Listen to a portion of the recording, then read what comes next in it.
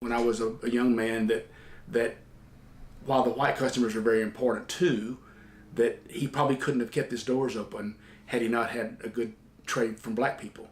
So, I mean, my dad would have never thought of segregation at all. Denying a person the right to come in to shop with him, that would have not only been rude and disrespectful, it'd have been stupid from a business model. If 50% of the people in the county were black and you tell them that you can't shop with them, your store, then you're busting yourself out of 50% of the potential business in the county. So Dad would have never allowed that. And so I think there was two separate worlds in a way. Fast forward to November 1965, the African Americans, they were from SMU in Dallas. They came and went in the Methodist Church. And I wasn't inside, I was outside. I worked at the church. I was custodian over there. I worked there on the weekends. And I remember my grandmother saying a lady that was sitting on the pew with her was, the response was varied among people. And the lady that my grandmother knew was her age, they played bridge together, was just highly incensed.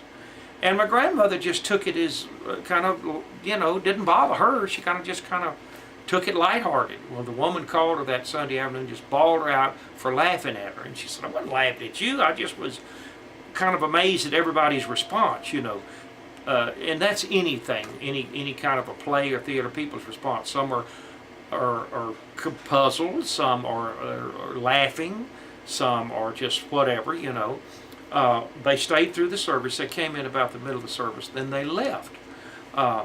One lady in the church was highly incensed, called the president of SMU on the phone, like he could stop them. That's the only time. Later on, other African Americans have joined and been in our choir and sung in solos and will come to church at various times. But in the South, the worship for African American churches is so different. They were just down-to-earth people, and she treated everybody the same in her class. And Mr. Richard Winnicky, he was a math teacher, and I don't know, he was just as nice as he could be. And you could tell it was for real. But then you had people that would stand outside of their doors, as your classes changed, looking at you like, why are you here? But anyway, I kept going. Concerned about, at any time, about the amount of pay that you would receive? Oh yes, that was part of the discrimination suits that I filed, because that's how I was discriminated against. Because I was the first black faculty member on the entire campus. Not one of them. I was the only one for 7 years before the second person came. And I was on the library faculty. There was not another course person there. And they evidently, administration decided, I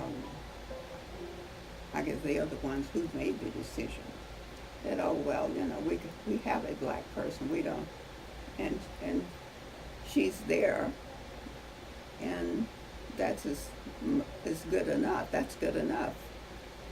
You don't, and of course within the library, when they would hire other people, they didn't give me look at the fact that I had more experience, and also some of them were promoted, where they were given better salaries than I, that kind of thing. Not so much better, but mine was not increased when theirs were, when they were hired. I was not recommended for an increase or anything like that. And of course, later, there was this the discrimination with promotion with this. Of course, there weren't. We had a number of men on you know, data, but that was always a problem anyway. You have a female. Not only was I female, but I was a black female. Yeah. So there was all of that. Feel really comfortable. My mom worked in the cafeteria. She was a cook. She was a good cook. But I never felt any tension because I hadn't been raised to, you know, I hadn't been raised to recognize that there was a difference. And Daddy had white friends to come out, Mother had white friends to come out, and the white friends that they had to come out, well, they treated us just like family, you know. Yeah, So, that's a good thing. Yeah, and if we went to their house, we were treated nice, and they just didn't associate with people that didn't want you, you know.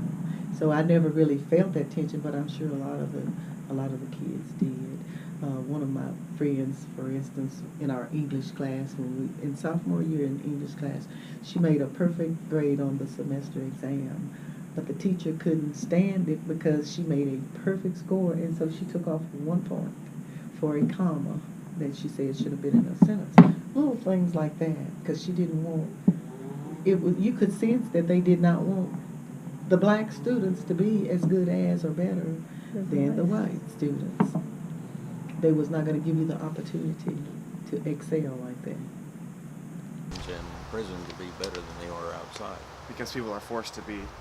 You don't have any choice. Your cellmate may be someone of a different kind, and you got to make it work. Right. And the people that I see in prison come into the chapel by their own initiative. So I don't see a representative sample. I don't mean there aren't skinheads in prison. There are. Right. But they're declining. When you're together a long time, as the guys mature, racism seems to mellow a lot.